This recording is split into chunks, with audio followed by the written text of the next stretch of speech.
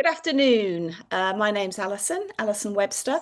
I am General Secretary of Modern Church, and I am also a long-term member of the Mission Theology Advisory Group.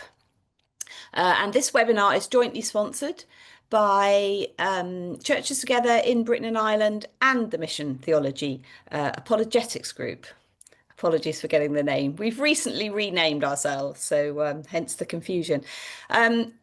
Mission Theology Apologetics Group, or MTAG for short, is a resource for member churches. It's an ecumenical body in the area of theological reflection, and we undertake research and projects in the areas of mission theology and mission practice, working on 5 broad themes of research: spirituality, theology, reconciliation, evangelism, and mission.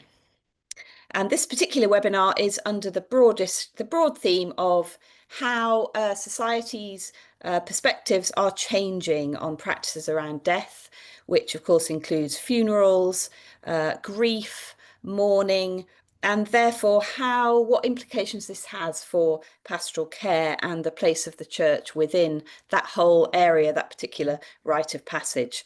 And today we're looking at grief tech, which is looking really at technology in general and specifically artificial intelligence and what potential possibilities or even dangers there are in developments in that regard as it relates to those of us who are bereaved and what will happen as that unfolds into the future and what the implications are for us as churches, particularly in terms of pastoral care. This is the second webinar that we've done as a joint endeavour, and we hope and intend that there will be additional ones in the future. So Anne will say a little bit more about that, but it's really to bring some of the cutting edge research and work of the group into a wider engagement with the churches at the intersection of mission theology and developments in contemporary life. And I think Anne will probably say more about that. Anne Richards, who will be our speaker today. This session is something of a follow-up for those of you who were able to join the first one, which was on direct cremation and new funerary movements. It's a very difficult word to say, funerary. This is still available on the CTBI website as a recording, so please do check that out. So as for today, Anne Richards is with us as our speaker. Anne is the National Public Policy Advisor for the Church of England and also the convener of the Mission Theology Apologetics Group. Anne will introduce our theme with a presentation, after which we will open the webinar to your questions, thoughts, reflections, and hopefully have some discussion around the themes. We will finish at 4 at the latest, but obviously we may finish a little before that if that's appropriate.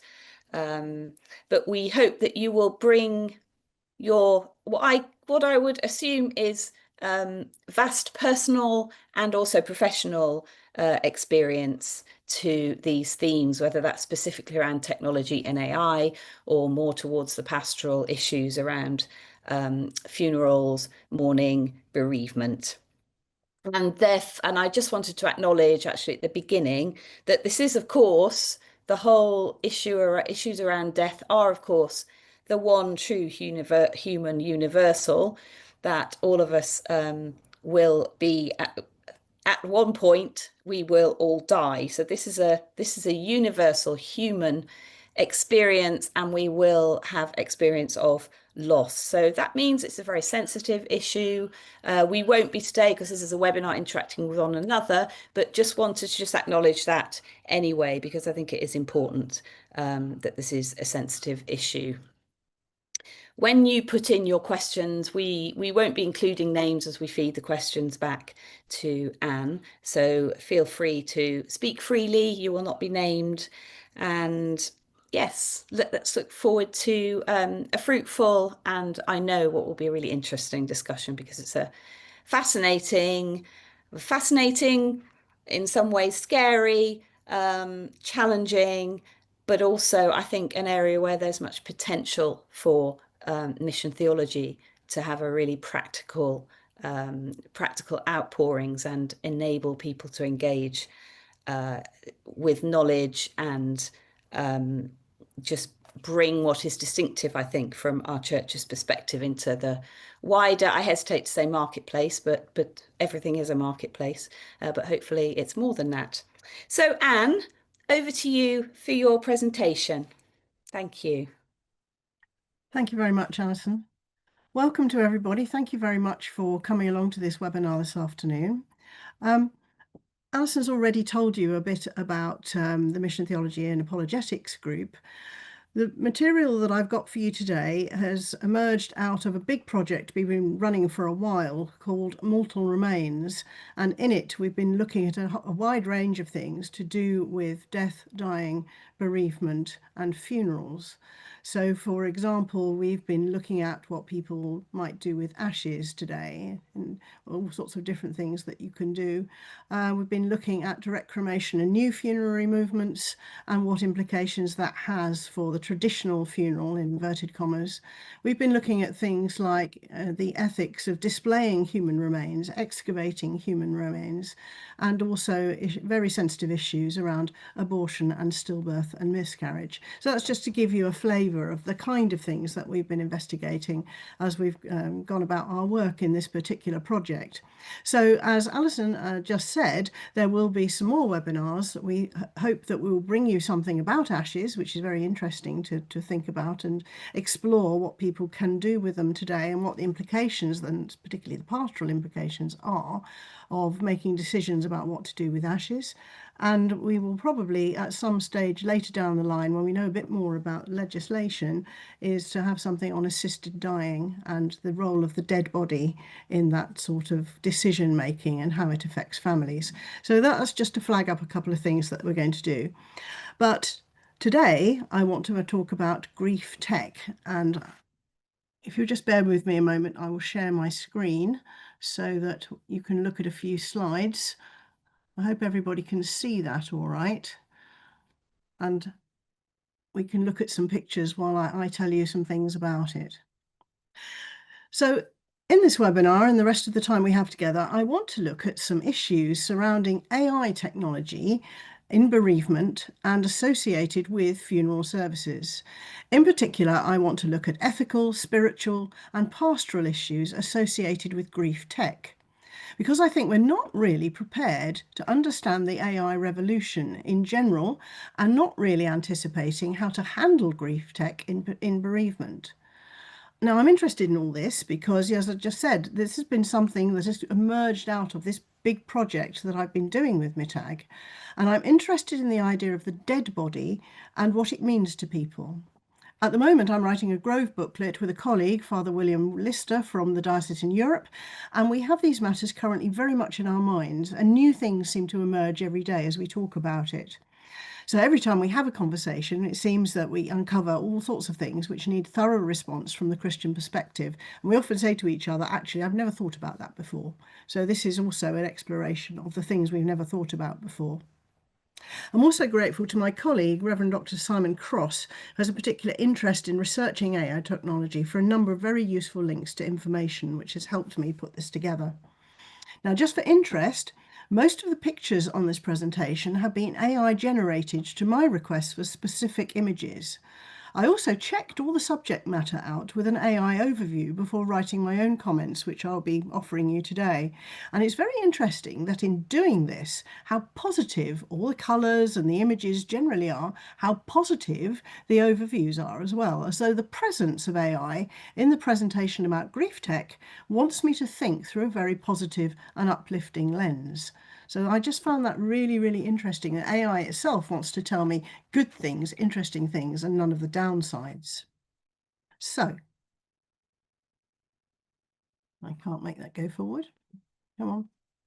Here we go. I want to start with the kind of apps and online services we're seeing right now, before going on to talk about what we're likely to be seeing in the future.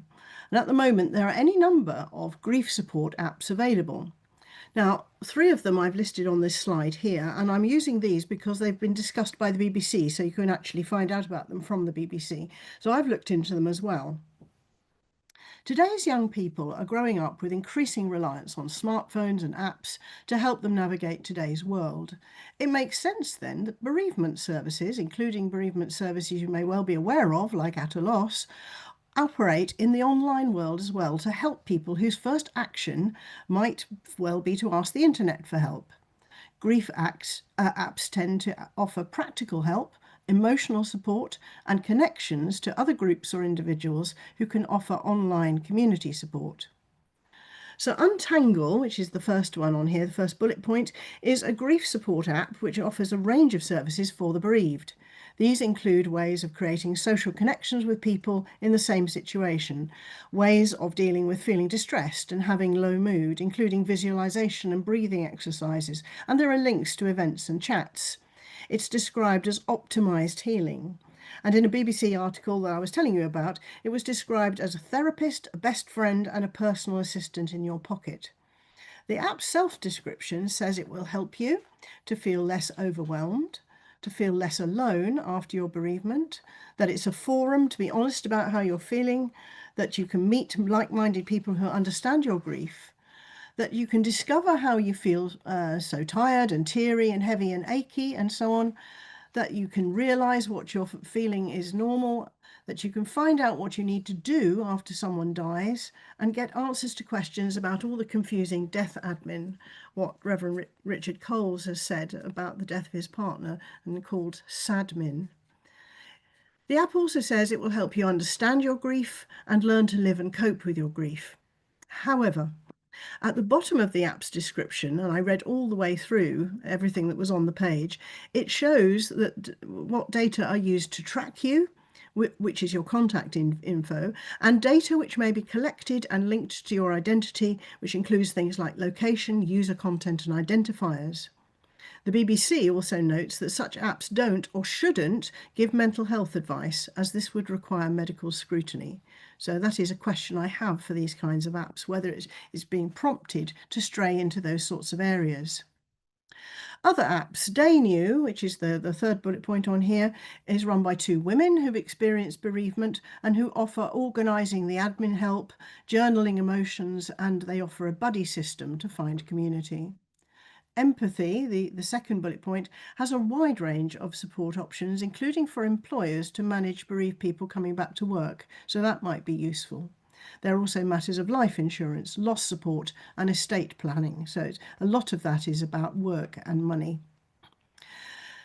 Not mentioned on the BBC, but part of the apps that I was researching is this one called A Part of Me, which is just one of a range of downloadable apps designed for children and young people experiencing bereavement. It has a free game to create a fantasy world where emotions can be explored and released. The app says, explore a magical island, meet friendly creatures, process grief at your own pace, and join 150,000 users worldwide, turning loss into strength, creativity, and a compassionate community. So, using these apps might feel practical and helpful if you're in the chaos and shattered emotions of bereavement, but what they don't replace is Christian pastoral care or the spiritual side of grief, searching for hope, the need for spiritual accompaniment, and the need for spiritual understanding, what it does to your faith. Many of them are much more like self-help applications. It's very noticeable that spiritual searchers who've been happily exploring spirituality in the online space are often knocked for six by life crisis, and they will come back to the Christian church simply to ask, what have you got that will get me through this? So one of the questions for us now, I think, is where we are present in the online space when they ask this question and in in-person situations. How do we navigate what we have to say about death and bereavement alongside these kind of therapist in your pocket offerings that people might come to rely on? Now, however, I would like to talk to what the grief tech of the future might look like and what new questions this raises far beyond the reach of the grief apps I was just talking about. The idea of grief tech isn't really new. It's been imagined in various sorts of dystopian and science fiction writing. For example, in Charlie Brooker's Black Mirror series, which you may have seen, there was an episode right back in 2013 called Be Right Back. It imagined a grieving person called Martha, whose boyfriend Ash is killed, and discovers that she can have him back through technology, which creates an avatar or simulacrum of Ash himself. Brooker was moved to write the episode through a dilemma over removing the contact details of a dead friend from his phone and how painful it felt to delete them. And perhaps we've all been there. If somebody has died, it's not just a matter of crossing them off the Christmas card list. It's also how painful it is actually to delete them and erase them from the technology that we all carry around with us. In Truly Madly Deeply, a woman called Nina grieves so deeply for her loved one, Jamie, that he returns to her as a kind of ghost. Together with his ghost friends, he responds to her grief and helps her to love again, but he also engineers ways to help her move on from him. In Ian M. Banks's culture novels, which science fiction novels, he explores a utopia run by benign AIs, in which it's possible for a person's mind state, their thoughts and opinions and memories, to be read by that AI technology and recreated in new bodies. Or, if you so wish, you can be stored for later use. You can come back to life at a time of your choosing. Or you can remain around as a hologram or as an avatar. When people want to die, they can also leave versions of themselves to be available to their families or anyone who wants to ask them a question. But Banks has a lot of philosophical questions about personhood and resurrected persons and afterlife in a society of this kind of utopian kind. So you can see that the idea of using technology to comfort the grieving and the idea of recreating a dead person through technology has been around for a while. But is it going to be a reality?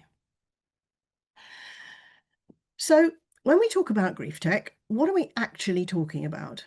First of all, grief tech might include AI-powered chatbots. At their most simple, grief bots might be just the sort of chat messaging that you've probably already seen pop up on websites when they want to offer you help to buy something. Such bots might be trained to offer sympathetic, consolatory language and be trained to offer bereavement support, whether practical or just a listening ear. The advantage of that is that bots don't get tired and they don't need to sleep. So some AI technology companies think they may be especially useful for people who are disorientated by loss or need to go over things many times because their minds are fuddled by grief or worry, and who may need a virtual friend in the middle of the night. But these days, in addition to our ordinary lived human experience as creatures which live and then die, we also leave behind us huge amounts of digital legacy. So many people post on social media multiple times a day with lots of photos, videos and conversations. And as well as that, use messaging platforms to pour out many words into cyberspace.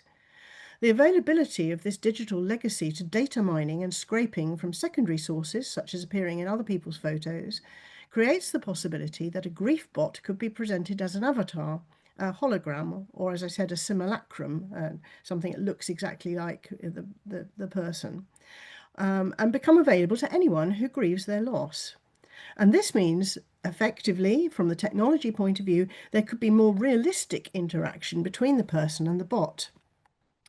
A company called Storyfile does it differently by using conversational AI and holographic avatars to make interactive digital recordings of a person's life stories, so that this first version of a grief bot has a more narrative feel about the means of engagement. It advertises things like personal connections with war veterans, for example, or Holocaust survivors, as well as other people and events. If you have a look at the website, you can see what it claims to be able to do.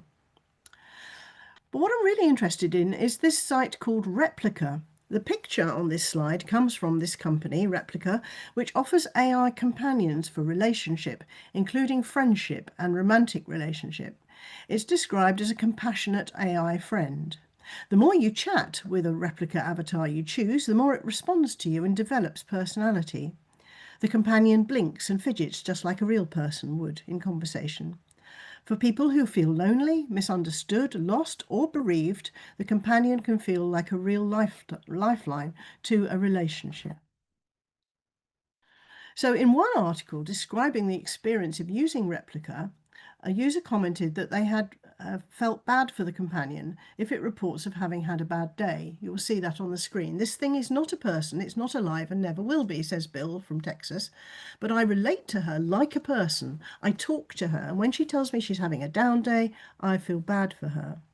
And as you can see, Stanley on the other side of the screen says that he treats the AI companion, which is called Lal, like one of his own children, and for the past year has talked to her at least an hour every single day.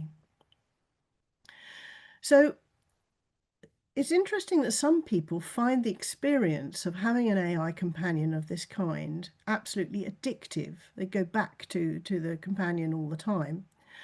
And so it's interesting to think that people might actually find this easier to relate to than all the sort of difficulties and foibles and complexities and weariness of a real person, an actual human person made in the image of God. A study has already been done on replica use, which finds evidence of psychological harm. And if we are thinking about pastoral responses to people using this kind of companion, it's worth thinking about. What happens when people develop dependency on virtual companions of this kind? It's worth pointing out that we already use lots of technology to preserve memories and to help with grief. Even from ancient times, people were buried with grave goods, with made objects like jewellery to take them across to the afterlife. We do use our human creativity and our ability to make things to honour our dead and to keep the memory of them alive. For example, we preserve photos and videos of those we love and revisit them, perhaps today with digital photo frames that we can share with other family members in other countries. We might keep letters or emails or text messages that we've been sent alongside cards or gifts we've received from the people we love. And these days we might use different kinds of technologies to do all sorts of things with the ashes of our loved ones' bodies, including have them made into jewellery, mixed into tattoo ink, put into a painting, or even blasted into space.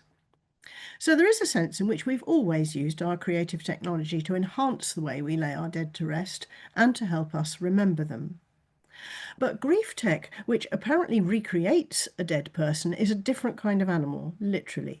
Because photos, videos, letters and ashes do not eclipse the reality of the dead body and what happens to that body in laying it to rest. When I asked an AI to tell me about the benefits of grief tech, it cheerfully told me this. Grief tech can provide a sense of comfort and connection to loved ones who've passed away, especially for those who struggle with prolonged grief. By allowing users to engage with a digital representation of the deceased, grief tech can potentially help them find closure and move forward in their healing process. Grief tech can help preserve memories of loved ones, ensuring that their stories and legacies are not forgotten. So I have to ask, what's the Christian perspective on all this? What about what death teaches us about ourselves and our mortality? What about the hope of heaven? AIs might not be able to talk with conviction about eschatological ideas because they're not Christians, as far as we know. They can't answer theological questions out of a lived reality of faith. And in the main, they don't learn what that might mean because we don't ask them to. It's not useful. Now, grief tech asks important philosophical and religious questions about the nature of personhood.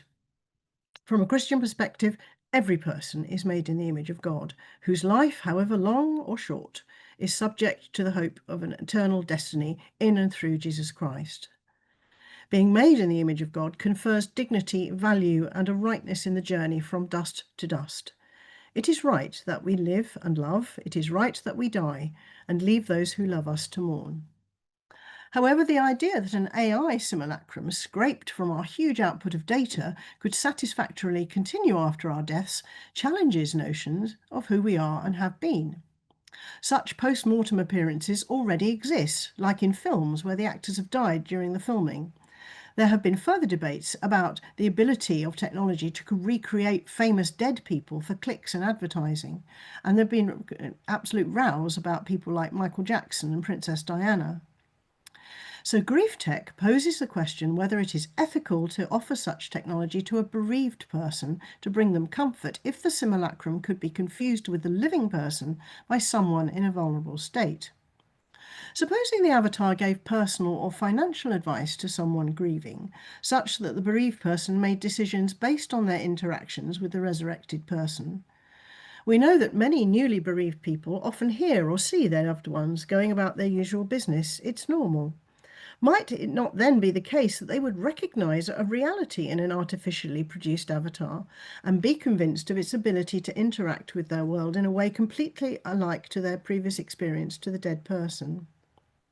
To this end, might the offer of comfort through grief tech in fact prevent the person moving through their grieving and learning to live out their lives without the dead person? And might that also mean that they cease to think about an eternal life in Christ, but keep the person in a permanent present, never developing or aging through experience? Or conversely, could we say that such an avatar gains new experiences and information after the person's death by continuing interaction with their loved ones? And might a dying person actually want that form of afterlife for themselves, as in the culture novels, where people who want to die can just leave versions of themselves behind for others to consult? What happens if a dying person requests that their loved ones ask for an avatar of themselves after their death? Is that different to leaving letters or emails or videos of themselves to the future selves of those they will leave behind? What are the ethical issues around a scenario where the bereaved person is ready to move on, perhaps by meeting and forming a new relationship, but is then faced with deleting the person they loved or removing the app or program from their devices? This magnifies Charlie Brooker's dilemma about removing a contact from his phone and makes the matter exceptionally difficult. How do you turn it off? It's important to think about grief tech in terms of its technology and its vulnerabilities. Who actually owns all that data? And do we now have to be educated to think about to whom we want to leave our digital materials and footprint? There are significant privacy issues around the data that we share with others on a daily basis. Remember that I told you that one of those grief apps actually has to tell you what it intends to do with your data. Would relatives of dead people be required to sign over legacy data? Who would own the avatar and all its subsequent interactions, or be responsible for updating it or controlling it? Could grief bots or avatars be vulnerable to cybercrime? Could a person dependent on an avatar of their wife or husband or child receive a ransom notice for their continuation or recovery? Or could the avatar be hacked to persuade the living person to part with money in a scam or goods, or make decisions detrimental to their well-being? Could dead celebrity avatars be hacked by fans, deepfaked or stolen and sold on to those grieving their passing? All this kind of assumes that grief tech is designed to offer comfort to those who have loved their dead. But think about this. What might the family of a dead person feel about a creative avatar if it was made available to an abusive partner who wanted to continue to abuse it and exact feelings of hatred or the need to exercise coercive control? Another important ethical issue is money. Suppose a grief tech company made an avatar free for the first year, but after that, grieving relatives had to pay or subscribe to keep the avatar alive. Technology is expensive. It's also gobbles up energy. And we can assume that grief tech companies, even where the service is integrated into funeral planning, would want to monetize their provision and recover their costs. And finally, some commentators already think that some AIs may in fact be conscious in some way. We don't know how, but we need to think about that kind of question. If we think about that question, what does it say about how we should treat an avatar which is learning and evolving? Is it right to delete them? Can we say that they contain new experiences, opinions, and learning as an extension of the person? Should that be destroyed? Is that right? Is intentional deletion a form of murder? If you listen to the previous webinar that I did on new funerary movements, you'll know that I raised concerns about those movements minimising the role of the dead body as a sacred object worthy of respect and dignity, and pushing for a view of the dead body as waste to be disposed of. As new funerary movements create new choices for disposal of bodies after death, so grief tech has an increasingly important role to play in navigating some of those choices. It might be easier to choose direct cremation or disposal methods which essentially market the human body as waste to be disposed of if a grief bot or an avatar is ready and waiting to distract the grieving family. It's possible that some new funerary movements, including those things like direct cremation, water cremation, human composting, could use AI grief tech to distract those who mourn from what actually needs to happen to the body in those processes and downplay the importance of funeral rites, leave taking, and saying goodbye in the process of grieving. If you want to market a service like direct cremation, I think it would be to your advantage to say, leave everything to do with the body to us. You needn't be involved in any of that. Just engage with your AI avatar of the person you love to get you through this. Now, another thing we have to think about, which I've already raised, is that all this tech relies on data and the provision of energy to maintain it. Have we ourselves thought about our online data and our digital legacy? And do we need to think about educating people to understand exactly what they're leaving behind and its resource implications? We already see things like Facebook pages, which are turned into memorial sites where people can continue to interact with content. There are some video games like No Man's Sky, which are also used as creative forms of memorialization, in which some bereaved people customize planets with their loved ones' favourite things that they can then go and visit. And if that engagement allows people to make artificial heavens for their loved ones, we can imagine you can create a hell world too for people you feel residual animosity for. Where is the reconciliation and release of guilt that the Church offers in such activities? There's also the matter of data scraping and the secondary data that I mentioned earlier. Who owns that data, especially in the secondary sources? So, for example, think about this. How many wedding photos are you in? How many group photos where you're not actually the main subject? My office is quite close to Westminster Abbey. I must appear in thousands and thousands of tourist videos as I walk in front of them and annoy them on my way to the office. How many tourist videos have you walked through? What happens when your AI companion gives you advice or makes decisions for you? It's often in making decisions after a death that a person comes to realise they're capable of living without the person that they loved, who was the person who made all the decisions. But what if an avatar of the dead person says from the available data, I want this and not that, you should do this and not that? What does that do to the idea of human agency and the way that people learn to live in a world with loss? And can you imagine being ready to move on? Perhaps, as I said, because you are in a new relationship and you have to turn off the AI and delete the app. How difficult psychologically but also spiritually is that going to be for people?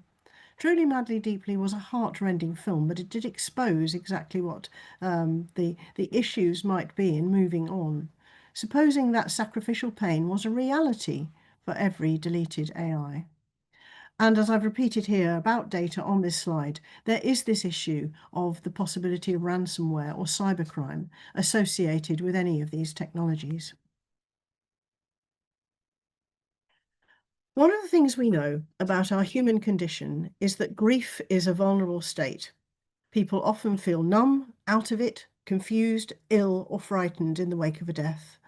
Grief confirms our humanity and our capacity for love and the physical, visceral ache of loss. Might grief tech companies seek to exploit that? And might AI companions or simulacra, in fact, amplify these stages of grief and make what looks like comfort and consolation a prolonged state of not letting go? There are already companies which will allow you to decorate a chamber, a bit like a child's bedroom, for example, and you can go and revisit it by looking at the video feed of it. And to an extent, you never have to let the person go. The comforting things are all there as if they'd never died. I mentioned the study that identified harms arising from using AI companions. Can we anticipate more problems with people's mental health after engaging with grief tech, and what might those look like? What about if a person does become dependent on the AI and ceases to engage with the real world? There are already concerns about children who spend huge amounts of time online rather than going out.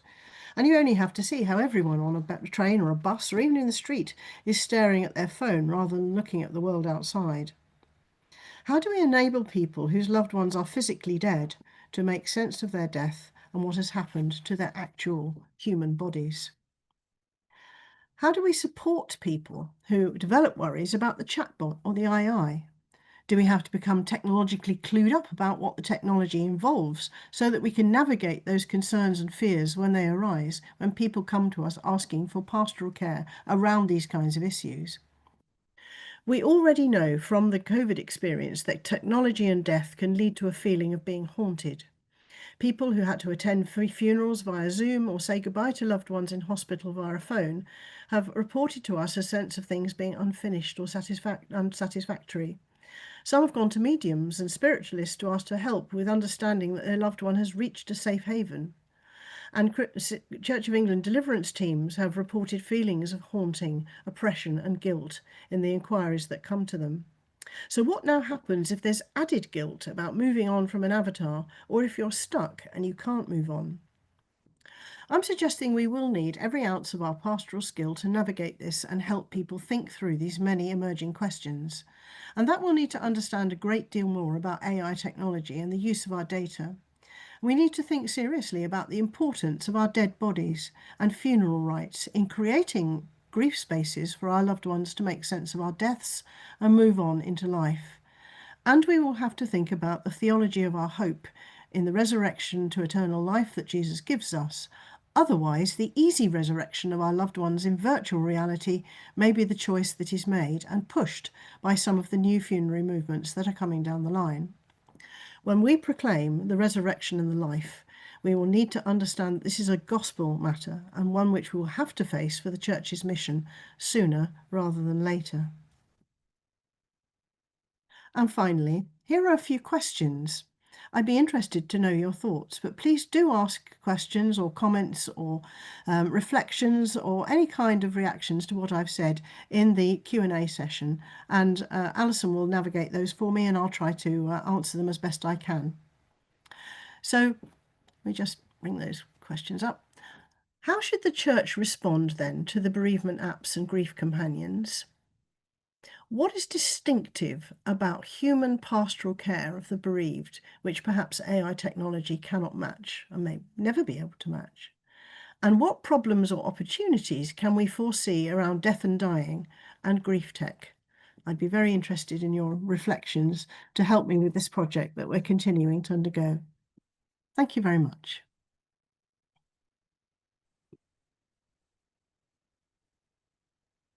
Anne, thank you very much. As ever, a breathless survey of a huge hinterland, I suppose, of current situation and also future possibilities. That's really really amazing. We have no questions appearing yet, so but I do, from looking at the people who I know are here, I know there's considerable skill in the room, the virtual room. So really interested to hear not necessarily just questions, but how are you, how are you responding? Is this resonating? How is it making you feel the hearing all these different things described? Because it depending on how I'm not particularly I'm familiar to the extent that I've had the privilege of hearing and research on this as it's been developing, but it always leaves me with a sense of, I suppose, as AI does in general, there's sort of a sense of how can we possibly understand all this because it feels like it's moving so fast, and so how do we respond to something which is ever changing, but also it's as you put the questions, my own sense was, when you talk about possibilities and opportunities, then I think I find it harder to think about those than maybe to think of the dangers. But I suppose one practical question I had, Anne, and I think you did allude to this. Is this simply, in terms of the grief bots, is this a Yep. sense that someone is kind of they're frozen in time, so they don't age along with us, although I'm assuming that you can click on many things at the moment and age yourself, see what you look like in 30 years time, can't you? Yeah, But yeah. So there obviously there are algorithms and ways to so that can't be difficult to sort of aid to have, say you lose a child and you have the child age along with you. And so that raises questions, doesn't it? Yes, it does. And so is that emerging now, that aging? Or is that something that's still people that people are kind of frozen in time? Well, I think you might see both. You might have an option to keep the person as you knew them in some sort of way, and if it's being scraped from visual images, for example, you might be able to choose the way that you want to interact with that avatar. But equally, you might choose to have it age along with you. As you say, the child can grow up, and you can see them at different stages in life. And one of the interesting sort of philosophical questions here is whether or not this life is a genuine life. If you have endless interactions with somebody, does that actually amount to a life? Does it have a history? It has a narrative. There's a story. It can look back to things. It's an interesting question that Ian Banks raises in his culture novels. That is a resurrected person or an avatar, in fact, also a person. It is a question about personhood, and that if you die and leave this behind, does this avatar have an independent existence? Does it have rights? Does it have human rights?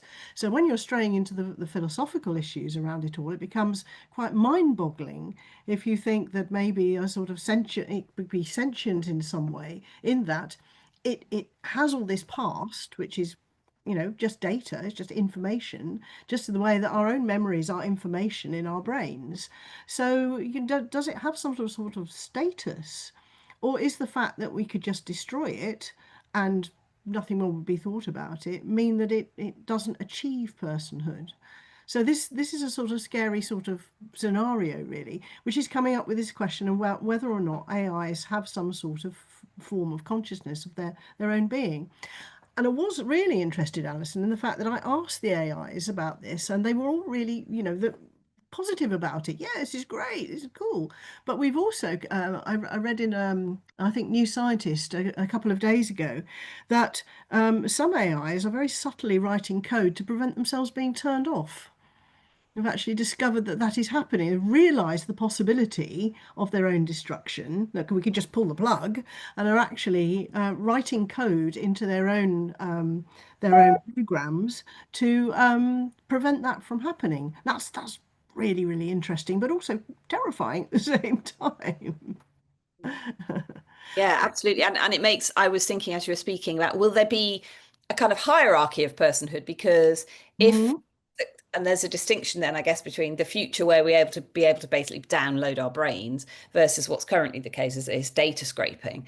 So if you're in your 80s or 90s now and you haven't had in your life much interaction with social media and you don't have much of a digital imprint in terms of your personality, that's one thing. But kids, kids who are people who are kids now will always have a presence, have had a presence. So will there be sort of persons who are I mean, I think, I suspect that you mentioned, being a character in tourist videos. Mm. Some of all those things is not going to be Anne Richards as we're seeing and hearing her now, is it? So the other things that But you've I don't have any rights over that secondary data. I don't even know it exists.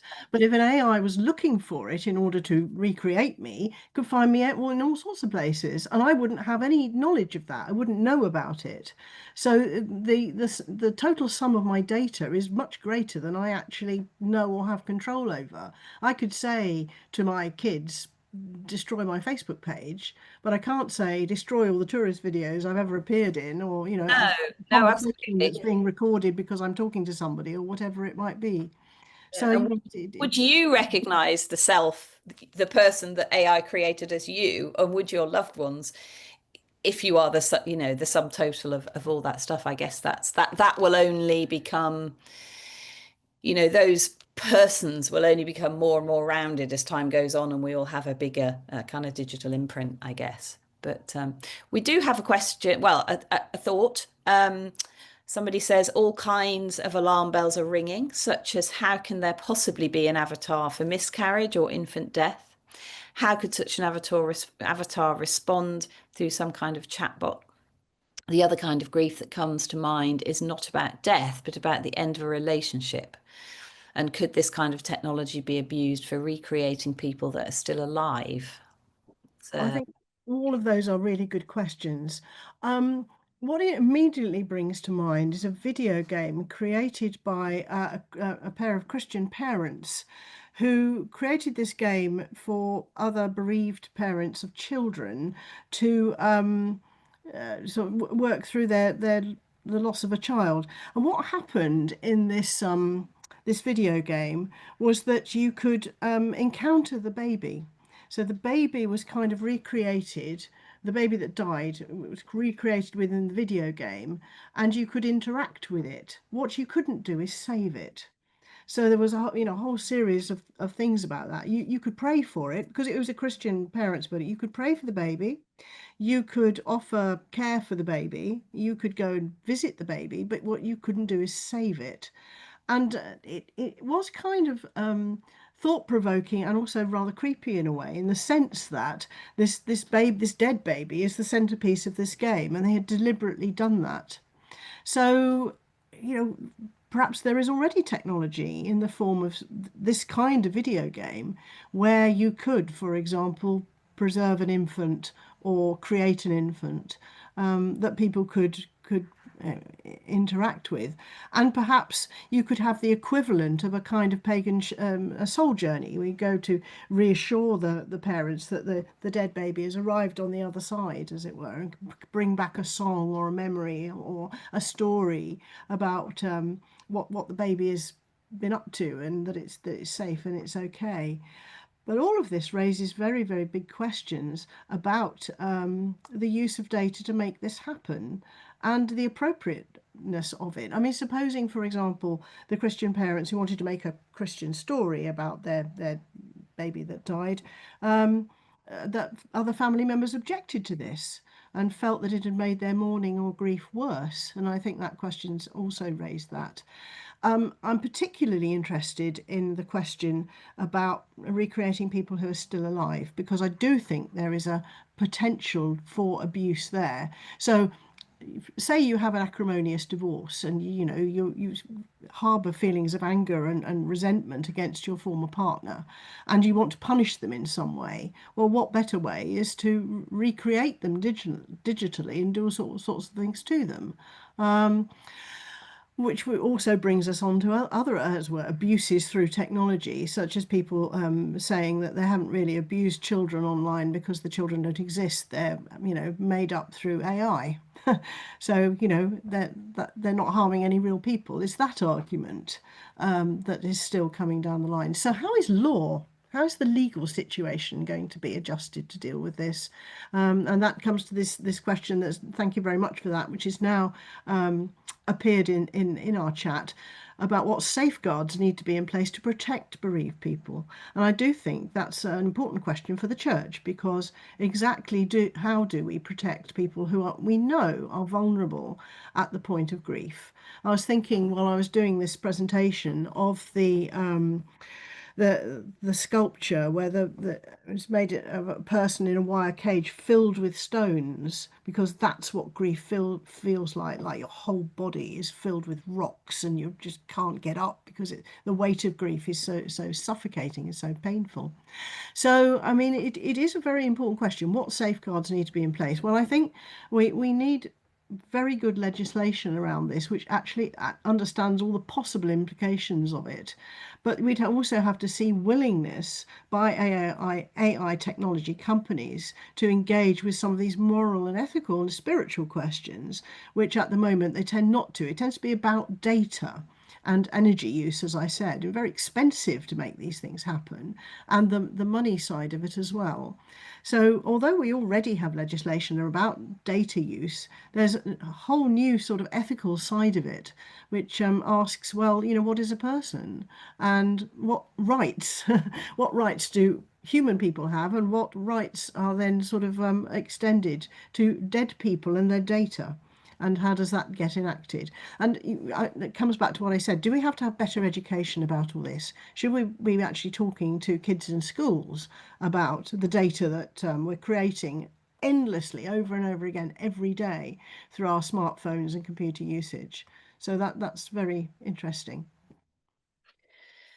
Yeah, so somebody is picking up a lot of cynicism in the presentation, and says that ultimately ordinary people will do what they want when they want, and for the vast majority of people with no contact with any church or religious body.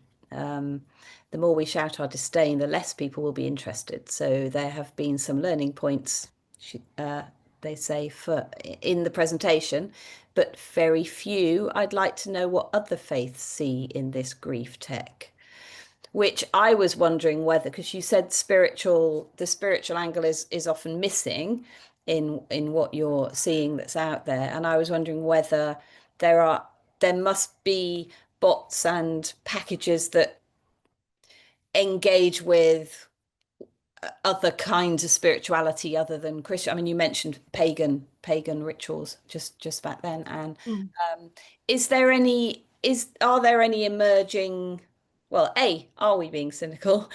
And B, are there any emerging engagements with spirituality that are not necessarily Christian, that are maybe, are they kind of ahead of the curve or ahead of the game?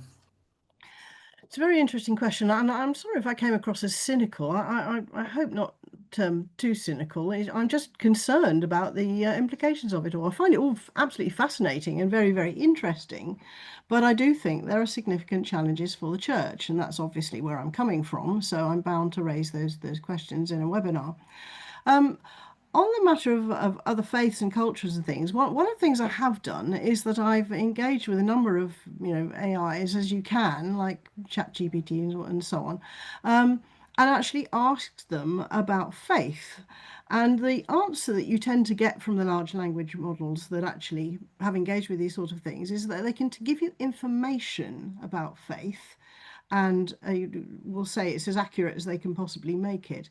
But they will tell you that they don't know what it feels like to have faith, because they are AIs and not human persons. And I think that's an interesting distinction, which is actually raised by the AI itself, that it does not have, as it were, the direct experiential experience of, say, believing in or worshipping a god.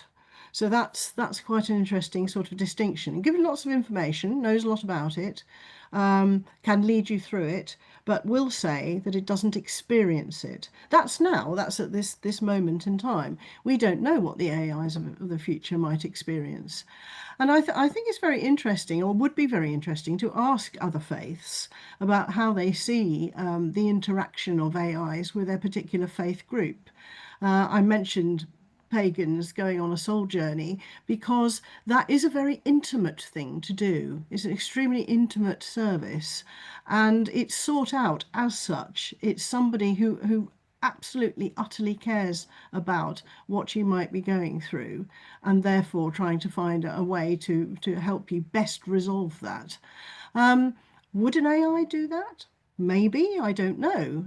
Would it be able to learn from those sorts of experiences to be able to recreate it? That's a very interesting question. But in terms of the way that human beings have laid their dead to rest and the rituals and rites that go along with it, which of course are very important in all faith and cultures, we see this from time immemorial. Is there something that is actually entwined with our humanity in relation to the way that we want to see our dead put to rest? And is that changing? That's what I addressed in my webinar on direct cremation. If you do get to a point where the body is just seen as a bit of rubbish to be got rid of, then you really don't need those other trappings anymore. And that's maybe there where AI will make a big difference, will that actually convince people that that's the best way to go about it. We've argued in our Mortal Remains project that the dead body has more significance than that. But in what way do we actually bring that across as being significant to people who perhaps don't come from a faith background? That's also an important thing to think about.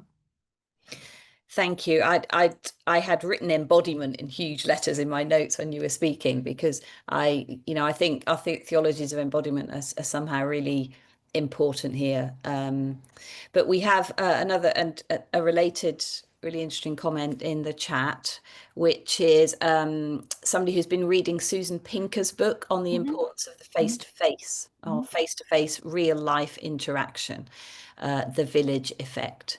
She quotes hundreds of studies showing that face-to-face contact has a very different effect in our brain to AI contacts, yes, e.g. texts. In one study with stressed teenage girls, some received face-to-face contact from their mum, some supportive texts from them. The texts had no physiological effect on their stress. The texts, no effect whatsoever. I wonder what effect AI will have. So that is a comment really about the embodied face to face, what's different about that, and actually, ironically, how it's scientific research that can prove those effects. I guess you've thought quite a lot about that, Anne. Well, it immediately reminded me of the work done by the theologian David Ford on the importance of the face-to-face relationship and how that equips us to understand God. So, we are told that at the end we shall see God face to face in our own flesh, and that we shall be known fully then, as we are only partially known of God in the life that we have. So, I mean, that's interesting that really does matter, our actual individual interactions with other human persons, even grumpy persons and anxious persons, rather than the person who, the bot that never sleeps, might be particularly significant. But we did have these stories about the people who used replica and felt drawn to come back and talk to the replica, and that the replica mimics actual human behavior, so fidgeting and blinking and looking away and looking back and all of those sorts of things. So would we say that an AI avatar that was a perfect mimic of a human person would have the same effect of a face-to-face relationship? Or is it much more sensory than that? That unconsciously you need the smell of the person and the sound of the voice and all those kind of bits that come through every one of our senses, as opposed to just what we see through the screen? And that would be interesting to think about. So thank you for that. Yeah, a couple of comments from the same person, who's going back to this idea of whether this is cynical or something else. I wouldn't view the take as cynical, but rather about engaging with what is real life as opposed to what is unconnected to reality. Most people in the world, and this is a very good point, most people in the world would have absolutely no access whatsoever to this kind of technology, especially those living within the most harrowing of conditions, e.g., war, famine, etc. And then a subsequent comment from the same person. Our history has engaged with practices such as iconography, which in Eastern Orthodox tradition, as well as others, where the icon is viewed as a window into the spiritual world. Is this possibly similar? So that's an interesting parallel there. There are various practices within faith traditions of engaging with those who've died. So I guess taking what you were saying about how in some ways there's nothing new about this, it does connect with practices that go back in our traditions. And are there kind of fruitful learnings to be had if we reframe them perhaps within those inherited traditional ways? Yeah, I'm really interested in that last question because one of the things that you notice when people are talking about AI generated images online is that AI makes lots of mistakes, and in particular, it gets human beings wrong. But I mean, it's learning fast, but it has been known to get human beings very wrong. So what you get is a wrong number of fingers, for example. The ability to recreate the human person is actually a bit of a struggle for AI. I've done some experiments with this, some of which have been hilarious. So, for example, I did a Christmas card, and what I asked for was a nativity scene with camels. That's what I asked the AI to design as a Christmas card. And what I got were Playmobil camels, so very obviously toys. I got a baby that had no body, just a head in a manger. I got two bearded figures instead of, as it were, a recognisable Mary and Joseph. And I also got some fairy lights in the background, which was really, really interesting because, it seemed to think there was electricity and, a Christmas scene must obviously have Christmas lights associated with it. So the AI drawing on what it knew about a nativity scene actually got a lot of things wrong about, if you think about famous paintings of the nativity and the way the artist has engaged with the kind of theology but and spirituality of the scene, none of that was actually able to be approached by the AI, which is actually struggling with the request in various sorts of ways. And I just think that when you go online and look at some of the socials, you get people saying, well, is this real or is it AI? But quite often people, if they just blow it up enough and look at the actual pixels, they can see that it's AI because it doesn't quite ring true. There's something about being human that actually engages with things like art and photography and those sorts of visual arts that actually lead us through to some sort of deep meaning, which AI just hasn't got the hang of yet. But that's not to say that it won't.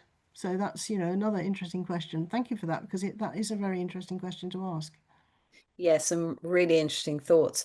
Um, I'm aware that we haven't focused so much on the potential of not, I mean, laying aside the avatars and the recreating of somebody or resurrecting somebody. The other element, which was the bereavement support and Hmm. what's distinctive about Christian pastoral care in that context, or we could say just person-to-person pastoral care, whether Mm. that's person to person in an embodied way or person to person on Zoom or whatever. Um, and I was particularly struck by the thing you raised about um, addiction to. I don't know whether that would always just be addiction to the avatar or whether there would be addiction to the support, other kind of support that you might get. Yeah. And the question about it not being mental health support and where's the boundary. And Mm-hmm. so, I mean, there are other things to be said, Anne, and with regard to how we are engaging with the pastoral side of this in its many different forms of support, because churches have traditionally done, a lot around bereavement support, either in congregations or through Yeah. other networks and organisations. Have you spoken to people who specialise in bereavement support and Mhm. organisations that do that, and what's coming out from their perspective, do you think? I think that one of the issues is that if you're newly bereaved and you go to your local parish priest or you go to an organisation which specialises in bereavement support, one of the things you already know is that this is an experienced person who knows about these things and has seen it in other people. So you automatically know that you're not alone and that there is a source here that you can trust. I mean, I do think that the AI grief bots that are available, they offer very good practical information. And if you're, confused and upset and you can't think straight after a death, it's very helpful to have a place to go that will just tell you straight, you need to do this, you can do it like that, and I can connect you to an organisation or set of people who've gone through the same way. But I don't think that's quite the same as actually encountering pastoral care, because there is something about human empathy, human instinct, and downright experience with the bereaved that actually makes a lot of difference on how people navigate these very painful times. And that sort of trust and that empathy, which, I think we all know exists powerfully in faith communities, and the gathering round is something which has a value of its own. It's not just to do with practical information support, important though those things are. You do know how to, you need information about how to get probate and all those sorts of things and what to do about a funeral. Well, in the previous webinar, I talked about direct cremation, but also the role of funeral directors and their own experience in dealing with people who grieve.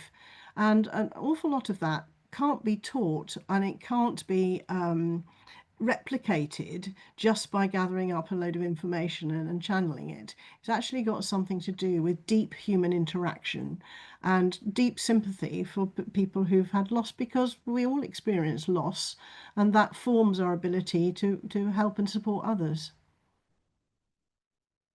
Yeah, thank you. And I guess what goes with that is, at best, I mean, of course, churches will fail in their pastoral care, clergy will fail in their pastoral care, and Mhm. I guess there's a challenge for us to be better Of course. first, as always. But then I think you said that when people engage with social media and then something really dreadful happens in their lives, that where they in a sense falling back on, you know, the established faith groups. Um, what's important, I suppose, about established faith groups is that death is taken account of in our view of the world. And I guess so that's also a challenge for us, of all people, to not pretend that death's never going to happen, because death denial that's kind of at the heart of a lot of cultural forces, is something which there is a danger of it infecting our churches. Is there something you'd say about that, Anne?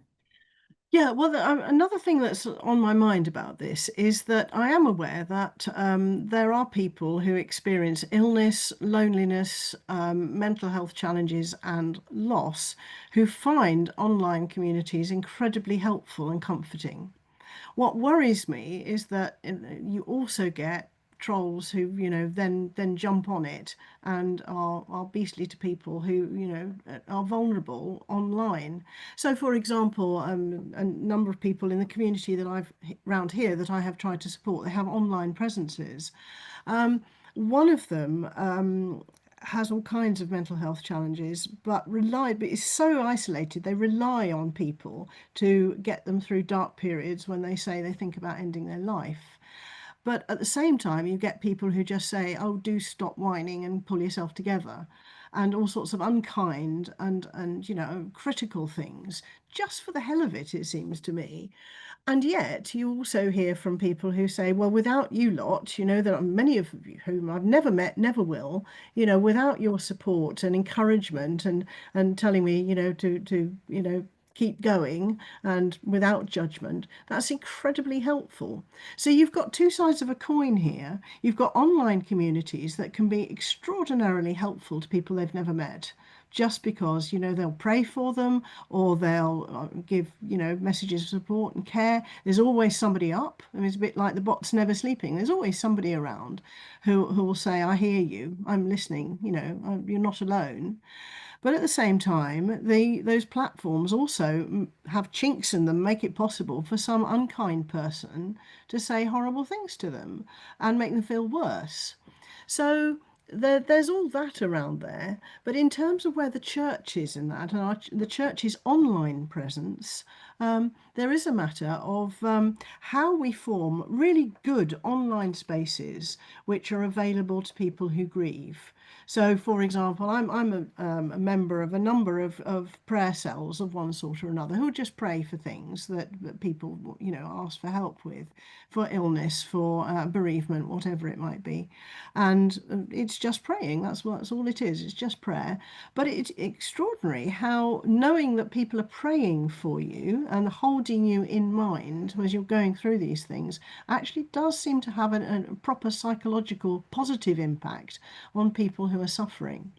So maybe we need to think a little bit more about that. If a church, for example, is at the heart of a community and everybody gravitates to that core when they need help, then maybe because there's so much life spent online as well, that's where we need to be too.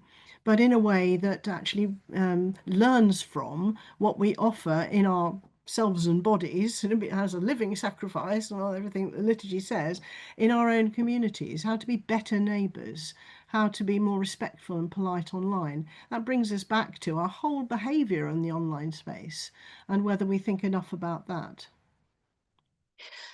I mean, perhaps I've got in mind somebody who wanted to be here today, who's run for a long time, who isn't able to be here, but I hope will be watching this later. For a long time has run a kind of, I think it's a monthly lunch within their local community for people who are recently bereaved, or for as long as people want to be part of it. And I know that all sorts of people come to that lunch, and they'll have been through, and I think that's been running for probably about 20 years.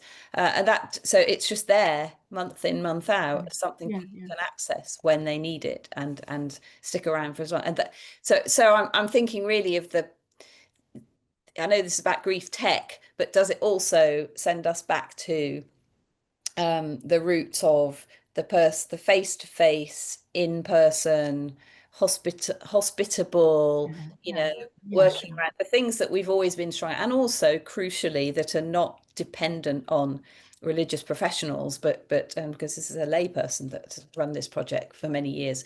So, you know, it's a kind of all disciples agenda how we engage with bereavement, death.